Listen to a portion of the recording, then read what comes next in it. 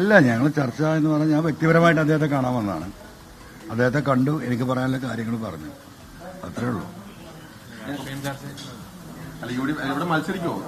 അല്ല, അതൊക്കെ പറയാൻ സമയമാവുന്നല്ലേ ഉള്ളൂ. ഞാൻ പറയാനുള്ള കാര്യങ്ങൾ അദ്ദേഹത്തെ എന്താ പറയാ വിലാട് സാഹിബിനോട് പറഞ്ഞിട്ടുണ്ട്. ഈ പൊളിറ്റിക്കൽ വിഷയത്തിൽ തുടക്കം മുതലേ UDFുമായി ബന്ധപ്പെട്ട വിഷയങ്ങൾ സംസാരിച്ചിരുന്ന വ്യക്തി അദ്ദേഹമാണ്. മുസ്ലിം ലീഗിനെ സംബന്ധിച്ചിട്ട് ഈ വിഷയത്തിൽ ഞങ്ങളെടുക്കുന്ന തൃണമൂലെടുത്ത നിലപാടുകളെക്കുറിച്ചും വ്യക്തിപരമായി ഞാനെടുത്ത രാഷ്ട്രീയ നിലപാടിലും വളരെ എന്താ പറയുക സൗഹാർദ്ദപരമായ നിലപാട് സ്വീകരിച്ചിട്ടുള്ള ഒരു പാർട്ടിയും ഒരു ലീഡർഷിപ്പുമാണ്. ആ നിലക്ക് ഇപ്പോൾ ഉണ്ടായിരിക്കുന്ന ഈ ചെറിയ കോംപ്ലിക്കേഷൻസ് അദ്ദേഹത്തോട് പറയുക എന്നത് എൻ്റെ ധാർമ്മിക ഉത്തരവാദിത്തമാണ്. അത് എനിക്ക് പറയാനുള്ള കാര്യങ്ങൾ അദ്ദേഹത്തെ ധരിപ്പിച്ചിട്ടുണ്ട്. അല്ല, UDF നേതൃത്വമല്ലല്ലോ, ഇവിടെ UDF നേതൃത്വത്തിന്റെ ഒരു ഭാഗമാണല്ലോ ഇന്ത്യൻ യൂണിയൻ മുസ്ലിം ലീഗ്.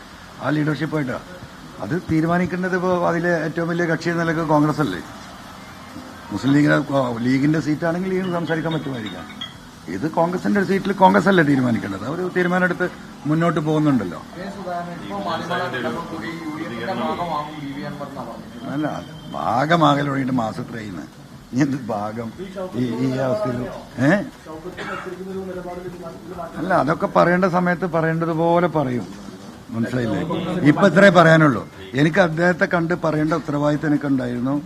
അദ്ദേഹം തന്ന പിന്തുണയ്ക്ക് എന്നും നമ്മൾ കടപ്പെട്ടവരാണ്. ആ പാർട്ടിയും പ്രത്യേകിച്ച് തങ്ങൾ കുടുംബവും കുഞ്ഞാലിക്കുട്ടി സാഹിബും തുടക്കം മുതൽ വളരെ പോസിറ്റീവായിട്ടാണ് ഞാനെടുത്ത പൊളിറ്റിക്കൽ നിലപാടിനോട് പ്രതികരിച്ചിട്ടുള്ളത്.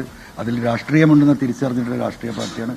ആ നിലക്ക് നമ്മളോട് സ്നേഹവും താല്പര്യവും പ്രകടിപ്പിക്കുന്ന ആ ഒരു വ്യക്തി എന്ന നിലക്ക് അതും കൂടെയുണ്ട്. പൊളിറ്റിക്കൽ ലീഡർ എന്ന് മാത്രമല്ല, നമ്മളൊരു വെൽവിഷർ എന്ന നിലക്ക് ആ പാർട്ടിയും ആ ലീഡർഷിപ്പും എടുത്ത നിലപാടിനോട് എന്തെങ്കിലും അഭിപ്രായ വ്യത്യാസം ഉണ്ടെങ്കിൽ ആ അഭിപ്രായ വ്യത്യാസം പറഞ്ഞ് അറിയിക്കേണ്ട ഒരു ഘടകകക്ഷിയാണല്ലോ ഇന്ത്യൻ മുസ്ലിം ലീഗ്. ആ നിലക്ക് പറഞ്ഞ അല്ല, കുഞ്ഞാലിക്കുട്ടി സാഹിബ് എന്നും പോസിറ്റീവാണല്ലോ, ഇപ്പോഴും പോസിറ്റീവ് തന്നെയാണ്.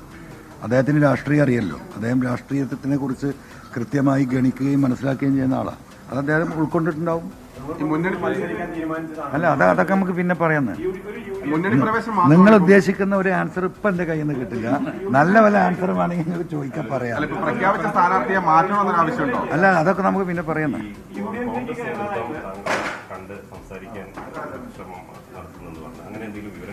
എനിക്കതിനെ പറ്റി വിവരമൊന്നുമില്ല. അല്ല, കോൺഗ്രസ്സുകാർ പലരും എന്നോട്ട് വ്യക്തിപരമായി ബന്ധമില്ല. അല്ല, ബന്ധപ്പെടേണ്ടവർ ബന്ധപ്പെടണ്ടേ. അല്ലാതെ കോൺഗ്രസ് ലീഡർഷിപ്പ് എന്നോട് സൗഹൃദം പണ്ടും ബന്ധപ്പെടുന്നുണ്ട്, ഇപ്പോഴും ബന്ധപ്പെടുന്നുണ്ട്. അതൊക്കെ ഇപ്പോൾ ഇങ്ങനെ ഒരു പൊളിറ്റിക്കൽ ബന്ധപ്പെടലായിട്ട് കാണാൻ പറ്റില്ലല്ലോ. ഞാനിപ്പോഴും മുമ്പ് എന്റെ കാലിലാണ്, ഇപ്പോഴും എന്റെ കാലിലാണ്. ഈ രണ്ട് കാലിൽ ഞാൻ ഇപ്പോഴും നിൽക്കുന്നുണ്ട്. മത്സരിക്കുന്നുള്ള കാര്യത്തിൽ ഇപ്പം മാറ്റമില്ല. അല്ല, അതൊക്കെ നമുക്ക് പറയാന്നേ. ഇവിടെ PK കുഞ്ഞാലിക്കുട്ടിയെ കാണുകയായിരുന്നു PV അൻവർ. കാര്യങ്ങൾ പറഞ്ഞു എന്നാണ് PV അൻവർ പറയുന്നത്. ഏറ്റവും നിർണായകമായ ആ ചോദ്യം PV അൻവർ നിലമ്പൂരിൽ മത്സരിക്കുമോ എന്നുള്ള കാര്യമാണ്. അതിനിപ്പോൾ മറുപടി പറയാനായിട്ടില്ല. അത് വരട്ടെ.